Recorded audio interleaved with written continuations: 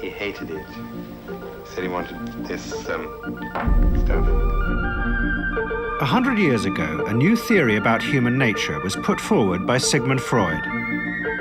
He had discovered, he said, primitive sexual and aggressive forces hidden deep inside the minds of all human beings. Forces which, if not controlled, led individuals and societies to chaos and destruction.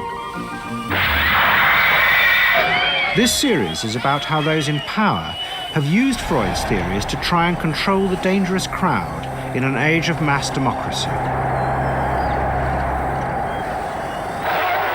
At the heart of the story is not just Sigmund Freud, but other members of the Freud family.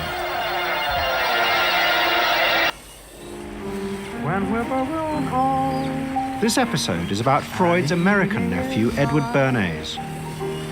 Bernays is almost completely unknown today, but his influence on the 20th century was nearly as great as his uncle's.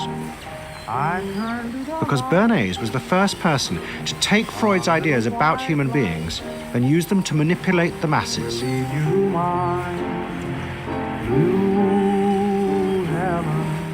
He showed American corporations for the first time how they could make people want things they didn't need by linking mass-produced goods to their unconscious desires.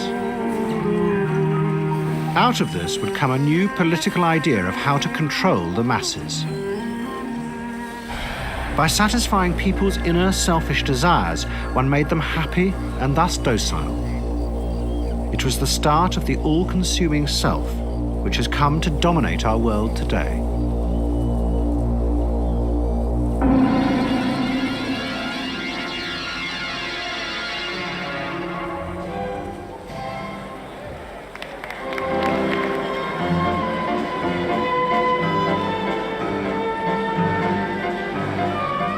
Freud's ideas about how the human mind works have now become an accepted part of society, as have psychoanalysts.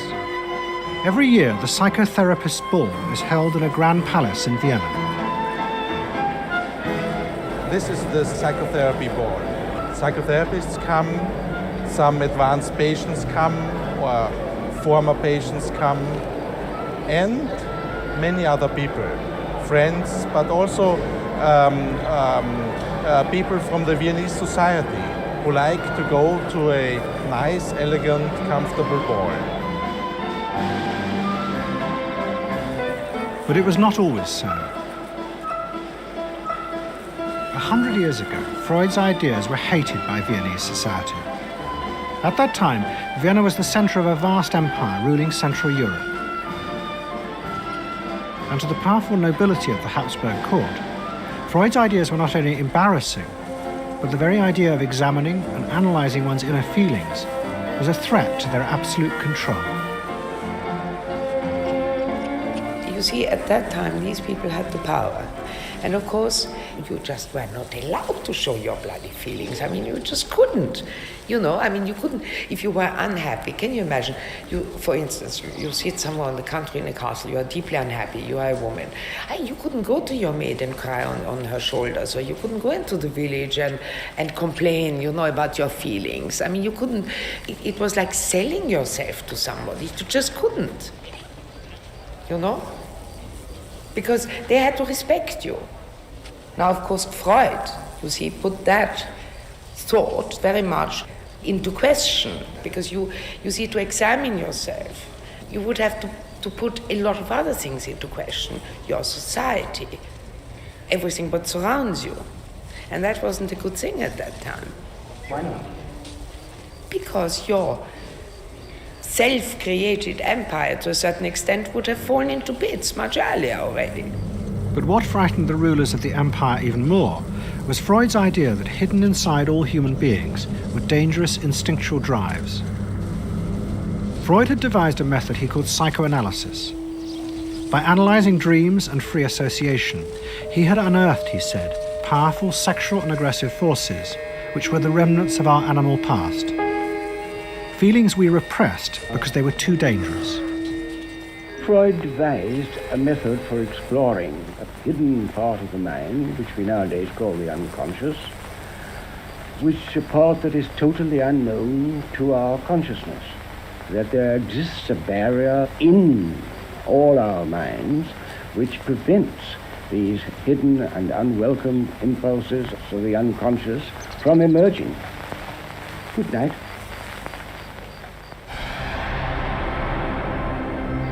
In 1914, the Austro-Hungarian Empire led Europe into war. As the horror mounted, Freud saw it as terrible evidence of the truth of his findings. The saddest thing, he wrote, is that this is exactly the way we should have expected people to behave, from our knowledge of psychoanalysis. Governments had unleashed the primitive forces in human beings, and no one seemed to know how to stop them.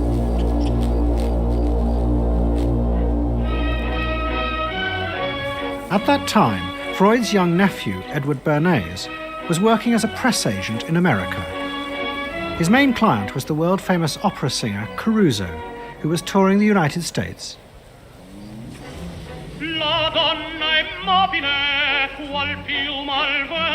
Bernays' parents had emigrated to America 20 years before, but he kept in touch with his uncle and joined him for holidays in the Alps. But Bernays was now about to return to Europe for a very different reason. On the night that Caruso opened in Toledo, Ohio, America announced it was entering the war against Germany and Austria. As a part of the war effort, the US government set up a Committee on Public Information, and Bernays was employed to promote America's war aims in the press. The president, Woodrow Wilson, had announced that the United States would fight not to restore the old empires, but to bring democracy to all of Europe. Bernays proved extremely skillful in promoting this idea, both at home and abroad. And at the end of the war, he was asked to accompany the president to the Paris Peace Conference. Then, to my surprise, they asked me to go over with Woodrow Wilson to the peace conference. And at the age of 26, I was in Paris for the entire time of the peace conference that was held in the suburb of Paris, and we worked to make the world safe for democracy. That was a big slogan. Wilson's reception in Paris astounded Bernays and the other American propagandists. Their propaganda had portrayed Wilson as a liberator of the people, a man who would create a new world in which the individual would be free. They had made him a hero of the masses. And as he watched the crowds surge around Wilson, Bernays began to wonder whether it would be possible to do the same type of mass persuasion, but in peacetime. When I came back to the United States, I decided that if you could use propaganda for war, you could certainly use it for peace. And propaganda got to be a bad word because of the Germans using it. So what I did was to try to find some other words. So we found the word Council on Public Relations. Bernays returned to New York and set up as a public relations counsel in a small office off Broadway. It was the first time the term had ever been used. Since the end of the 19th century, America had become a mass industrial society, with millions clustered together in the cities. Bernays was determined to find a way to manage and alter the way these new crowds thought and felt. To do this, he turned to the writings of his uncle Sigmund. While in Paris, Bernays had sent his uncle the gift of some Havana cigars. In return, Freud had sent him a copy of his general introduction to psychoanalysis. Bernays read it, and the picture of hidden irrational forces inside human beings fascinated him. He wondered whether he might make money by manipulating the unconscious. What Eddie got from Freud was indeed this idea that there is a lot more going on in human decision-making, not only among individuals, but even more importantly among groups, than this idea that information drives behavior. And so Eddie began to formulate this idea that you had to look at things that would play to people's irrational emotions And you see, that moved Eddie immediately into a different category from other people in his field and most government officials and managers of the day who thought if you just hit people with all this factual information, they would look at that and say, oh, of course. And Eddie knew that was not the way the world worked. Bernays set out to experiment with the minds of the popular classes. His most dramatic experiment was to persuade women to smoke. At that time, there was a taboo against women smoking, and one of his early clients, George Hill, the president of the American Tobacco Corporation, asked Bernays to find a way of breaking it. He said, we're losing half of our market because men have invoked a taboo against women smoking in public. Can you do anything about that? I said, let me think about it. And then I said, have I your permission to see a psychoanalyst to find out what cigarettes mean to women? He said, what'll it cost? So I called up Dr. Brill, A.A. Brill, who was a leading psychoanalyst in New York at that time. How come you didn't call your uncle? Why didn't you call your uncle? Because he was in Vienna. A.A. Brill was one of the first psychoanalysts in America, and for a large fee he told Bernays that cigarettes were a symbol of the penis and of male sexual power. He told Bernays that if he could find a way to connect cigarettes with the idea of challenging male power, then women would smoke, because then they would have their own penises. Every year, New York held an Easter Day parade to which thousands came, and Bernays decided to stage an event there. He persuaded a group of rich debutantes to hide cigarettes under their clothes. Then they should join the parade, and at a given signal from him, they were to light up the cigarettes dramatically. Bernays then informed the press that he had heard that a group of suffragettes were preparing to protest by lighting up what they called torches of freedom. He knew this would be an outcry, and he knew that all of the photographers would be there to capture this moment. And so he was ready with a phrase which was torches of freedom. And so here you have a symbol, women, young women, debutantes, smoking a cigarette in public with a phrase that means anybody who believes in this kind of equality pretty much has to support them in the ensuing debate about this, because torches of freedom. I mean, what's on all American coins? It's liberty. She's holding up the torch, you see? And so all of this is there together. There's emotion, there's memory, there's a rational phrase, even though it's using a lot of emotional elements. It's a phrase that works in a rational sense. All of this is together. And so the next day, this was not just in all of the New York papers, it was across the United States and around the world. And from that point forward, the sale of cigarettes to women began to rise. He had made them socially acceptable with a single symbolic act. What Bernays had created was the idea that if a woman smoked, it made her more powerful and independent, an idea that still persists today. Embrace me, my sweet embrace. It made him realize that it was possible to persuade people to behave irrationally if you link products to their emotional desires and feelings. The idea that smoking actually made women freer was completely irrational, but it made them feel more independent. It meant that irrelevant objects could become powerful emotional symbols of how you wanted to be seen by others. Eddie Bernays saw the way to sell product was not to sell it to your intellect, that you ought to buy an automobile, but that you will feel better about it if you have this automobile. I think he originated that idea, that they weren't just purchasing something, but they were engaging themselves emotionally or personally in the product or service. That it's not, you think you need a new piece of clothing, but you'll feel better with the piece of clothing.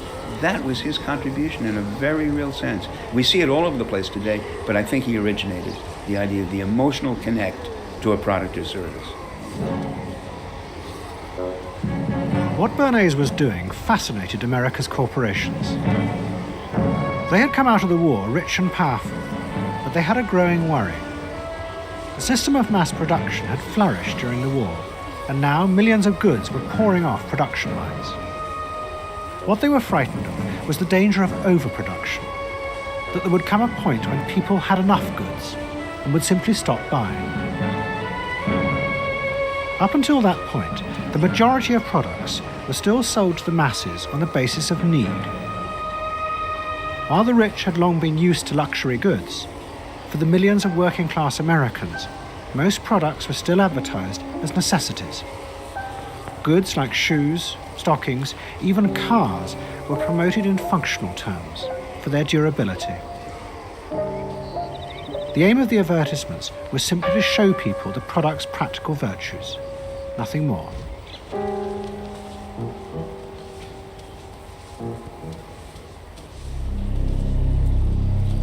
What the corporations realized they had to do was transform the way the majority of Americans thought about products.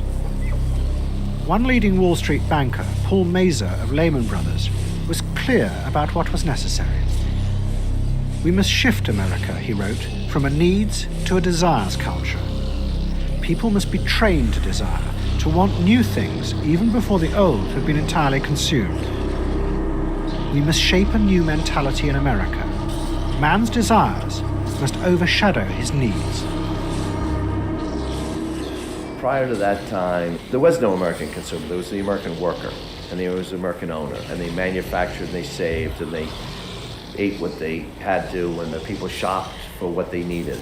And while the very rich may have bought things they didn't need, most people did not.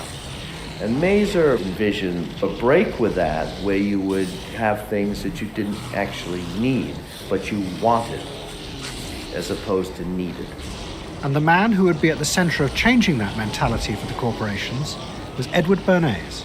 Bernays really is the guy within the United States, more than anybody else, who sort of brings to the table psychological theory as something that is an essential part of how, from the corporate side, of how we are going to appeal to the masses effectively. And the whole sort of merchandising establishment and sales establishment is ready for Sigmund Freud. I mean, they are ready for understanding what motivates the human mind. And so that there's this real openness to Bernays' techniques being used to sell products to the masses. Beginning in the early 20s, the New York banks funded the creation of chains of department stores across America. They were to be the outlets for the mass-produced goods, and Bernays' job was to produce the new type of customer. Bernays began to create many of the techniques of mass consumer persuasion that we now live with. He was employed by William Randolph Hearst to promote his new women's magazines, and Bernays glamorized them by placing articles and advertisements that linked products made by others of his clients to famous film stars like Clara Bow, who was also his client. Bernays also began the practice of product placement in the movies. And he dressed the stars at the film's premieres with clothes and jewelry from other firms he represented. He was, he claimed, the first person to tell car companies they could sell cars as symbols of male sexuality. He employed psychologists to issue reports that said products were good for you, and then pretended they were independent studies. He organized fashion shows in department stores and paid celebrities to repeat the new and essential message: you bought things not just for need, but to express your inner sense of yourself to others. There's a psychology of dress. Have you ever thought about it? How it can express your character? You all have interesting characters, but some of them are all hidden. I wonder why you all want to dress always the same, with the same hats and the same coats.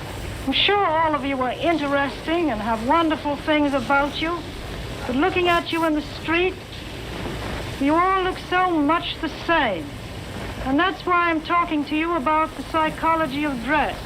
Try and express yourselves better in your dress. Bring out certain certain things that you think are hidden. I wonder if you've thought of this angle of your personality. I'd like to ask you some questions. Why do you like short skirts?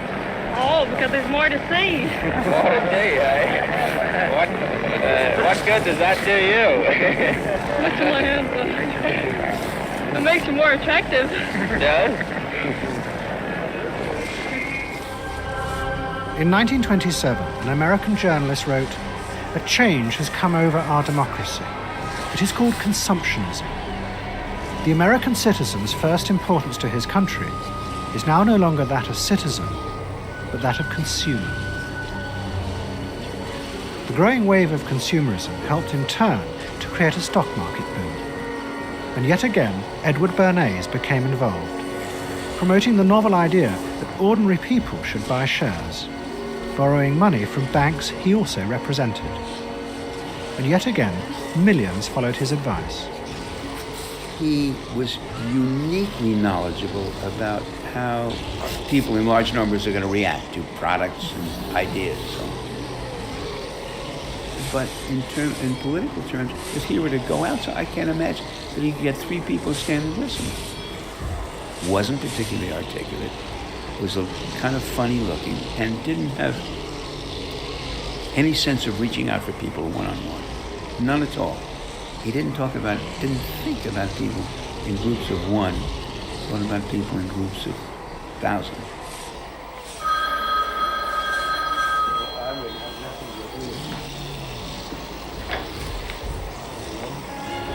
Bernays soon became famous as the man who understood the mind of the crowd.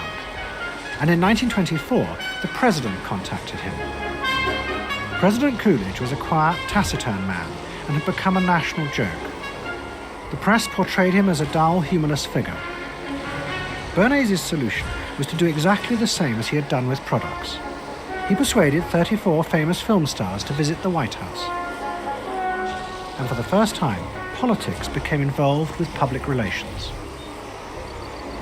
And I lined up these 34 people, and I'd say, "What's your name?" He'd say, "Al Jolson." I'd say, "Mr. President, Al Jolson." Next day, every newspaper in the United States had a front page story. President Coolidge entertains actors at White House. And the Times had a headline which said, "President nearly laughed." And everybody was happy. But while Bernays became rich and powerful in America, in Vienna his uncle was facing disaster. Like much of Europe, Vienna was suffering an economic crisis and massive inflation, which wiped out all of Freud's savings. Facing bankruptcy, he wrote to his nephew for help. Bernays responded by arranging for Freud's works to be published for the first time in America, and began to send his uncle precious dollars, which Freud kept secretly in a foreign bank account. He was Freud's agent, if you will, to get his books published. Well, of course, once the books were being published, Eddie couldn't help himself but promote these books, see that everybody read them, make them controversial, emphasize the fact that, do you know what Freud says about sex and what he says cigarettes are a symbol of, and so on and so forth? How do you suppose all those stories got out? Certainly the academics weren't spreading these around the country. Eddie Bernays was. Then, when Freud became accepted, well then, of course, to go to a client and say, "Well, Uncle Siggy," see, then that had some cachet.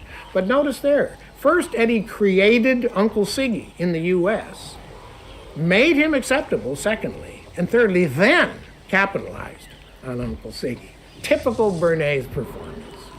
Bernays also suggested that Freud promote himself in the United States.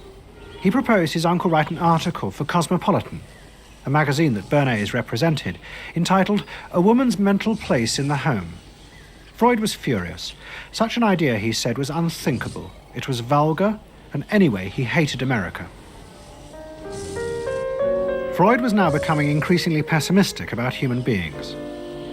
In the mid-20s, he retreated in the summers to the Alps, sometimes staying in an old hotel, the Pension Moritz in Berchtesgaden. It is now a ruin. Freud began to write about group behavior, about how easily the unconscious aggressive forces in human beings could be triggered when they were in crowds. Freud believed he had underestimated the aggressive instincts in human beings. They were far more dangerous than he had originally thought. After World War I, Freud was basically a pessimist. He felt that man is an impossible creature, a very, very sadistic and bad species, and did not believe that man can be improved. Man is a ferocious animal, the most ferocious animal that exists. They enjoy torturing and killing, and he didn't like man. The publication of Freud's works in America had an extraordinary effect on journalists and intellectuals in the 1920s. What fascinated and frightened them was the picture Freud painted of submerged, dangerous forces lurking just under the surface of modern society. Forces that could erupt easily to produce the frenzied mob which had the power to destroy even governments. It was this they believed had happened in Russia. To many, this meant that one of the guiding principles of mass democracy was wrong. The belief that human beings could be trusted to make decisions on a rational basis. The leading political writer, Walter Lippmann, argued that if human beings were in reality driven by unconscious, irrational forces, then it was necessary to rethink democracy. What was needed was a new elite who could manage what he called the bewildered herd. This would be done through psychological techniques that would control the unconscious feelings of the masses. So here you have Walter Lippmann, probably the most influential political thinker in the United States, who is essentially saying that the basic mechanism of the mass mind is unreason, is irrationality, is animality. He believes that the mob in the street, which is how he sees ordinary people, are people who are driven not by their minds but by their spinal cords. The notion of kind of animal drives, unconscious instinctual drives lurking beneath the surface of civilization. And so they started looking towards psychological science as a way of understanding the mechanisms by which the popular mind works, specifically with the goal of figuring out how to understand how to apply those mechanisms to strategies for social control. Edward Bernays was fascinated by Lippmann's arguments and also saw a way to promote himself by using them. In the 1920s, he began to write a series of books which argued that he had developed the very techniques Lippmann was calling for. By stimulating people's inner desires and then sating them with consumer products, he was creating a new way to manage the irrational force of the masses. He called it the engineering of consent. Democracy, to my father, was a wonderful concept, but I don't think he felt that all those publics out there had reliable judgment, and that they very easily might vote for the wrong man or want the wrong thing, so that they had to be guided from above. It's enlightened despotism in a sense. You appeal to their desires and their unrecognized longings, that sort of thing. That you can tap into their deepest desires or their deepest fears and use that to your own purposes. And then, in 1928, a president came to power who agreed with Bernays. President Hoover was the first politician to articulate the idea that consumerism had become the central motor of American life. After his election, he told a group of advertisers and public relations men, "You have taken over the job of creating desire and have transformed people into constantly moving happiness machines. machines which have become the key to economic progress.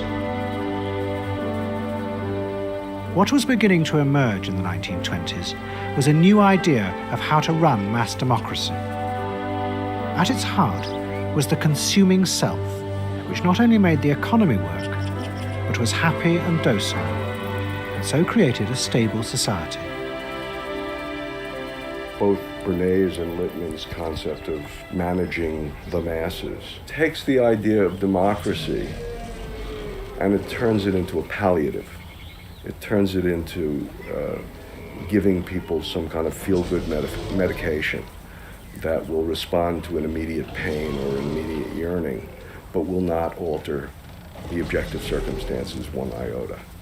I mean, democracy really, the idea of democracy at its heart was about changing the relations of power that had governed the world for so long. And Bernays' concept of democracy was one of maintaining the relations of power, even if it meant that one needed to sort of stimulate the psychological lives of the public. And in fact, in his mind, that was what was necessary. That if you can keep stimulating the irrational self, then leadership can basically go on doing what it wants to do. Bernays now became one of the central figures in a business elite that dominated American society and politics in the 1920s. He also became extremely rich and lived in a suite of rooms in one of New York's most expensive hotels, where he gave frequent parties. Oh my goodness. He had a home in the corner suite of the Sherry Netherland Hotel. And here's this wonderful suite with all these windows looking out on Central Park and across at the plaza and on the square. And he would use this place to hold a soiree. The mayor would come, all the media leaders would come, the political leaders, the business leaders, the people in the arts. I mean, it was a who's who. People wanted to know Eddie Bernays because, you know, he himself became a sort of a famous man, a sort of a magician who could make these things happen. He knows everybody. He knows the mayor and he knows the senator, and he calls politicians on the telephone as if he did get literally a high or a bang out of doing what he did. And that's fine, but it can be a little hard on the people around you, especially when you make other people feel stupid. People who worked for him were stupid, and children were stupid, and if people did things in a way that he wouldn't have done them, they were stupid. It was a word that he used over and over and over, dope and stupid. And the masses? They were stupid.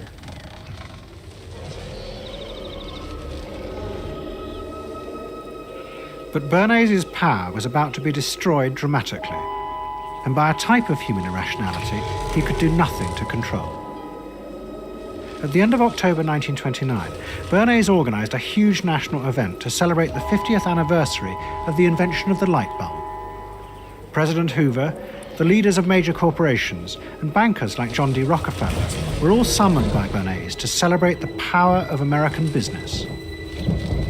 But even as they gathered, news came through that shares on the New York Stock Exchange were beginning to fall catastrophically. Throughout the 1920s, speculators had borrowed billions of dollars.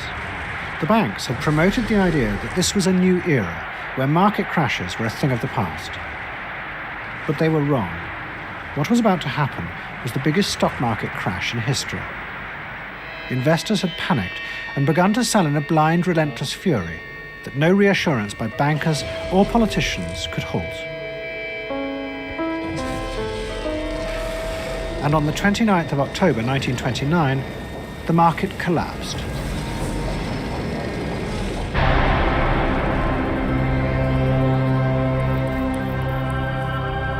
The effect of the crash on the American economy was disastrous.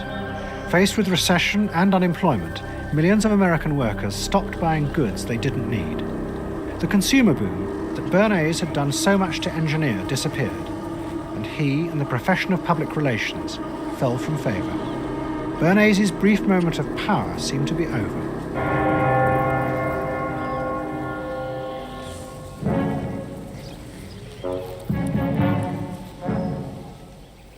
The the effect of the Wall Street crash on Europe was also catastrophic. It intensified the growing economic and political crisis in the new democracies. In both Germany and Austria, there were violent street battles between the armed wings of different political parties. Against this backdrop, Freud, who was suffering from cancer of the jaw, retreated yet again to the Alps. He wrote a book called Civilization and Its Discontents. It was a powerful attack on the idea that civilization was an expression of human progress. Instead, Freud argued, civilization had actually been constructed to control the dangerous animal forces inside human beings. What was implicit in Freud's argument was that the ideal of individual freedom, which was at the heart of democracy, was impossible. Human beings could never be allowed to truly express themselves because it was too dangerous. They must always be controlled and would thus always be discontent.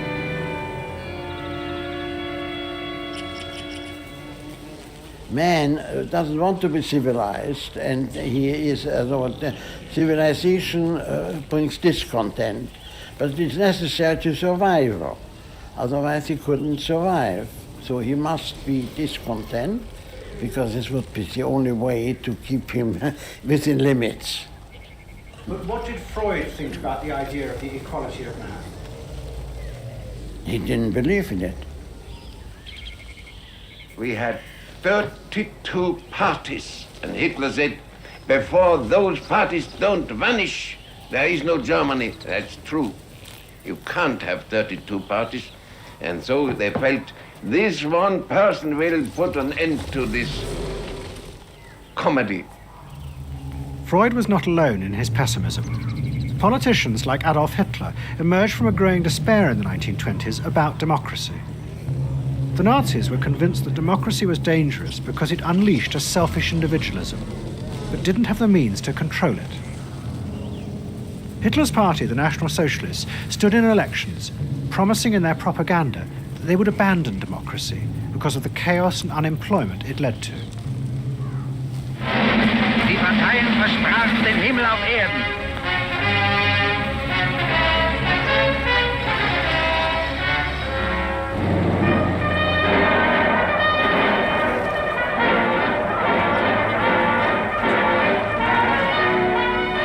In March 1933, the National Socialists were elected to power in Germany, and they set out to create a society that would control human beings in a different way. One of their first acts was to take control of business. The planning of production would in future be done by the state. The free market was too unstable, as the crash in America had proved. Workers' leisure time was also planned by the state through a new organization called Strength Through Joy. One of its mottos was service, not self.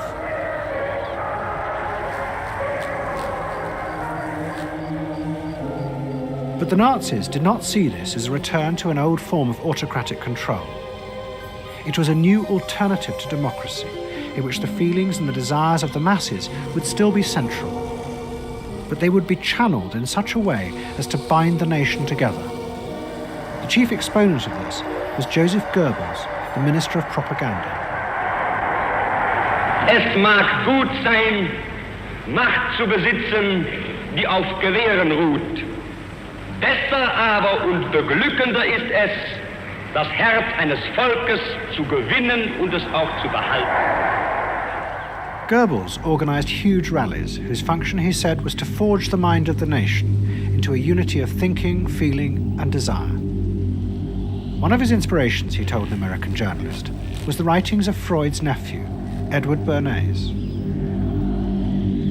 In his work on crowd psychology, Freud had described how the frightening irrationality inside human beings could emerge in such groups. The deep, what he called libidinal forces of desire, are given up to the leader, while the aggressive instincts are unleashed on those outside the group.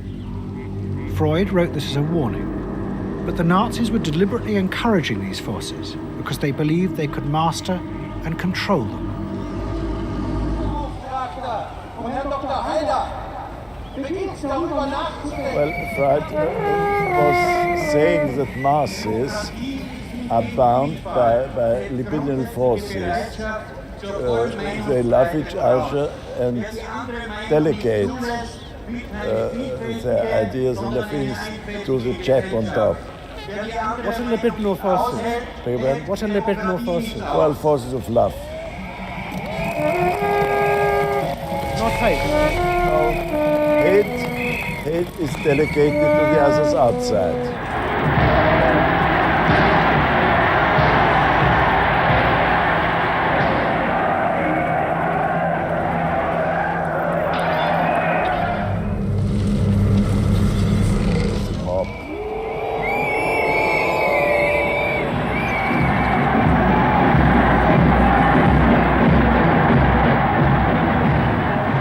I could see from afar, looking up Wilhelmstraße towards Unter den Linden, how those 100,000 of people, when they passed Hitler, they just became completely delirious. They began to shout these cries I will never get out of my ears. Heil, Sieg, Heil. They demented.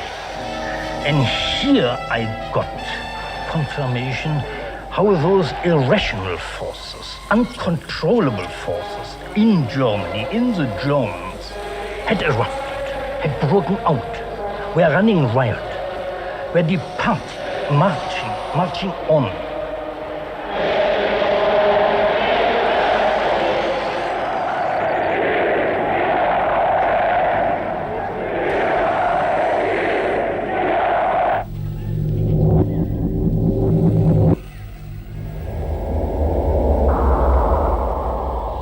And in America too, democracy was under threat from the force of the angry mob. The effect of the stock market crash had been disastrous. There was growing violence as an angry population took out their frustration on the corporations who were seen to have caused this disaster. Then, in 1932, a new president was elected who was also going to use the power of the state to control the free market.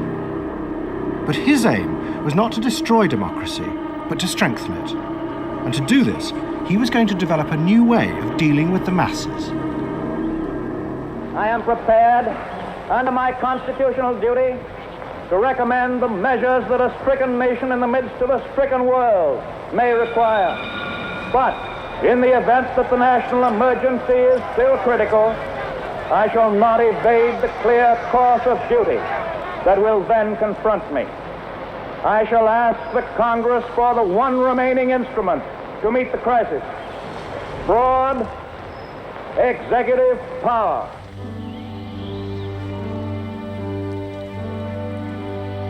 It was the start of what would become known as the New Deal. Roosevelt assembled a group of young technocrats and planners in Washington. He told them that their job was to plan and run giant new industrial projects for the good of the nation. Roosevelt was convinced that the stock market crash had shown that laissez-faire capitalism could no longer run modern industrial economies. It had become the job of government. Big business was horrified, but the New Deal attracted the admiration of the Nazis, especially Joseph Goebbels. Wir betrachten die wirtschaftliche Entwicklung in Amerika mit dem allergrößten positiven Interesse. Und wir sind dort der festen Überzeugung, dass Präsident Roosevelt und seine Berater auf dem richtigen Wege sind. Es handelt sich in der Tat um das größte wirtschaftliche und soziale Problem aller Zeiten.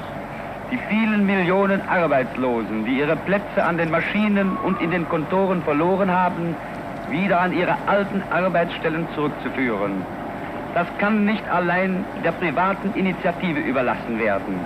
Ausschlaggebend ist, dass die öffentliche Hand mit positiven Maßnahmen eingreift.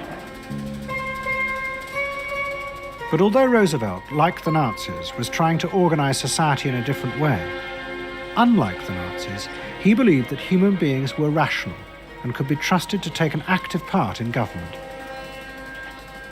Roosevelt believed it was possible to explain his policies to ordinary Americans and take into account their opinions. To do this, he was helped by the new ideas of an American social scientist called George Gallup. favorite reading of New Deal Washington, the survey of U.S. public opinion. From offices at Princeton, New Jersey, a famed statistician, Dr. George Gallup, tells Washington from week to week what the nation is thinking. And in New York, Fortune magazine's analyst, Elmo Roper, compiles for publication a continuous record of the nation's approval or disapproval of how the country is being run. Gallup and Roper rejected Bernays' view that human beings were at the mercy of unconscious forces and so needed to be controlled. Their system of opinion polling was based on the idea that people could be trusted to know what they wanted. They argued that one could measure and predict the opinions and behavior of the public if one asked strictly factual questions and avoided manipulating their emotions. Well, how about this one? Do you think Franklin D. Roosevelt's New Deal has been bad for the nation in general? No, that question's loaded. It automatically suggests an answer. Well, how about this? Is your present feeling toward President Roosevelt one of general approval or general disapproval? That's better. Prior to scientific polling, the view of many people was that you couldn't trust public opinion. It was irrational, that it was ill-informed, chaotic, unruly, and so forth. And so that opinion should be dismissed. But with scientific polling, I think it established very clearly that people are rational, that they do make good decisions, and this offers democracy a chance to be truly informed by the public, giving everybody a voice in the way the country is run. I know my father wouldn't necessarily say the voice of the public is the voice of God, but he did feel very much that the voice of the people is a rational voice and should be heard. What Roosevelt was doing was forging a new connection between the masses and politicians. No longer were they irrational consumers who were managed by sating their desires. Instead, they were sensible citizens who could take part in the governing of the country. In 1936, Roosevelt stood for re-election. He promised further control over big business. To the corporations, it was the beginning of a dictatorship.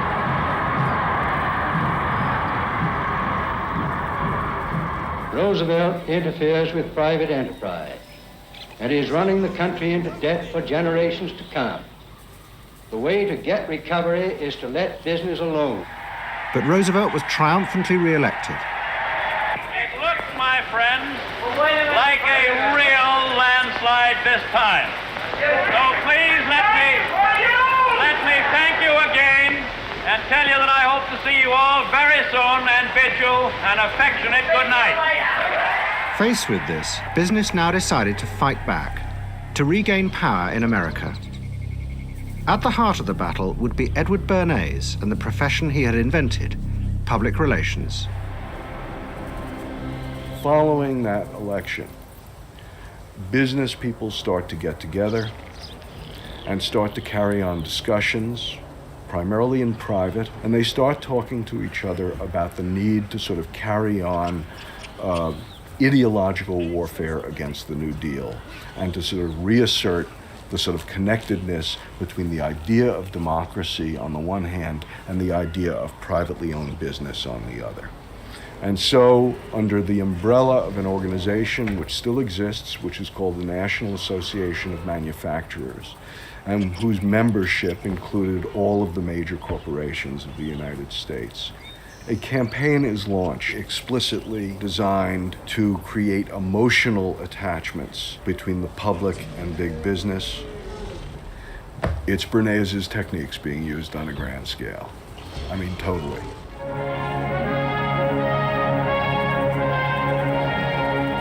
General Motors' Parade of Progress, traveling the high roads and byroads of America, bringing to millions of Americans in their own hometowns the fascinating story behind modern industry, showing... The campaign set out to show dramatically that it was business, not politicians, who had created modern America. Better mode of living for all of us. Bernays was an advisor to General Motors, but he was no longer alone. The industry he had founded now flourished as hundreds of public relations advisors organized a vast campaign. They not only used advertisements and billboards, but managed to insinuate their message into the editorial pages of the newspapers. It became a bitter fight. In response to the campaign, the government made films that warned of the unscrupulous manipulation of the press by big business. And the central villain was the new figure of the public relations man. They tried to achieve their ends by working entirely behind the scenes, corrupting and deceiving the public. The aims of such groups may be either good or bad, so far as the public interest is concerned, but their methods are a grave danger to democratic institutions. The films also showed how the responsible citizen could monitor the press themselves. They could create a chart that analyzed the reporting for signs of hidden bias. But such earnest instruction was to be no match for the powerful imagination of Edward Bernays. He was about to help create a vision of the utopia that free market capitalism would build in America if it was unleashed.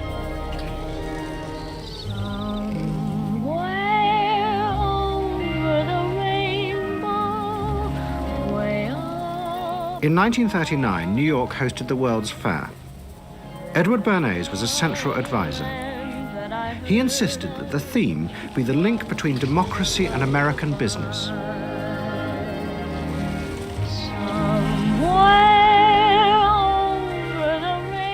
At the heart of the fair was a giant white dome that Bernays named Democracy. And the central exhibit was a vast working model of America's future, constructed by the General Motors Corporation.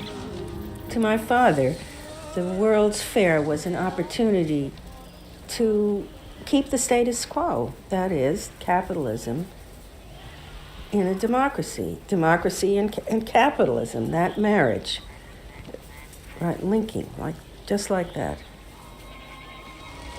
He did that by manipulating people and getting them to think that you couldn't have real democracy in anything but a capitalist society, which was capable of doing anything, of creating these wonderful highways, of making, moving pictures inside everybody's house, of telephones that didn't need cords, of sleek roadsters. I mean, it was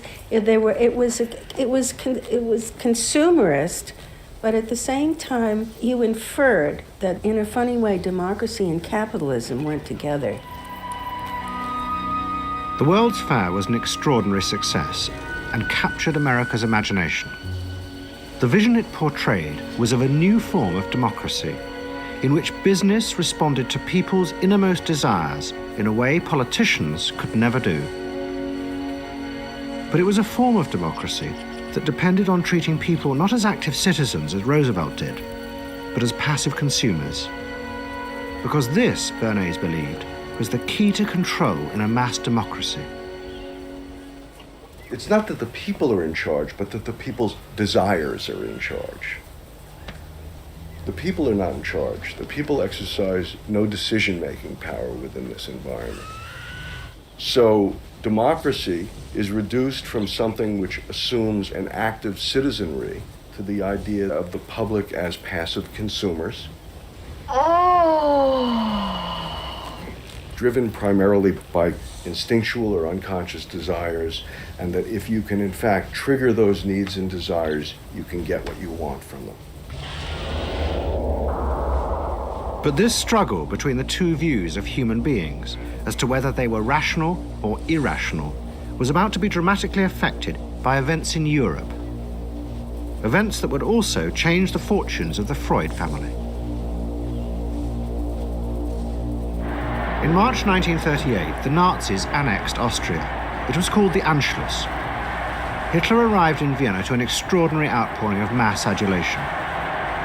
But even as he drove through the city, behind the scenes, the Nazis were systematically whipping up and unleashing the hatred of the crowd against the enemies of the new Greater Germany. The Anschluss was a kind of explosion of terrible hatred against the enemies, the so-called enemies, or whatever they considered enemies, against the Jews totally, and also against a lot of very decent Austrians who had opposed the Nazis in Austria. They said it's legitimate now, you can do what you want, so they did it. Stealing, robbing and killing, I can't say it otherwise. And human depravity, of course, is always very near to normal behavior. It can change very quickly.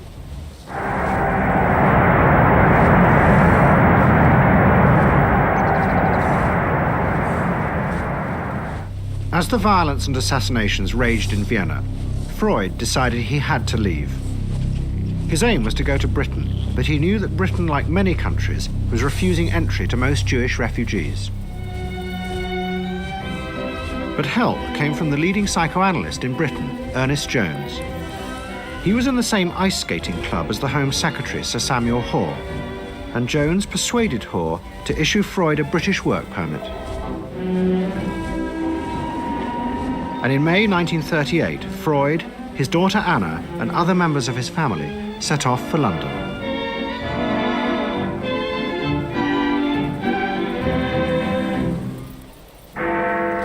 Freud arrived in London as Britain was preparing for war, and he settled with his daughter Anna in a house in Hampstead. But Freud's cancer was now far advanced, and in September 1939, just 3 weeks after the outbreak of war, he died.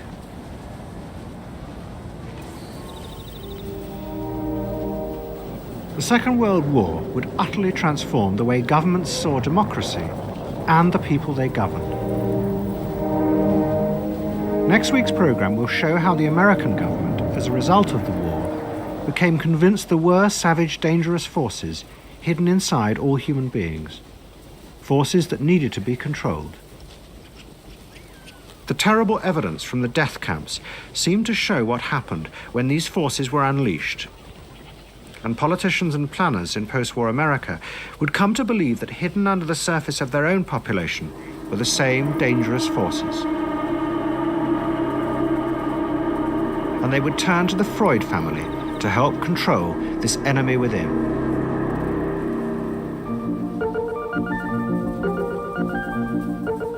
And ever adaptable, Edward Bernays would work not just for the American government, but the CIA.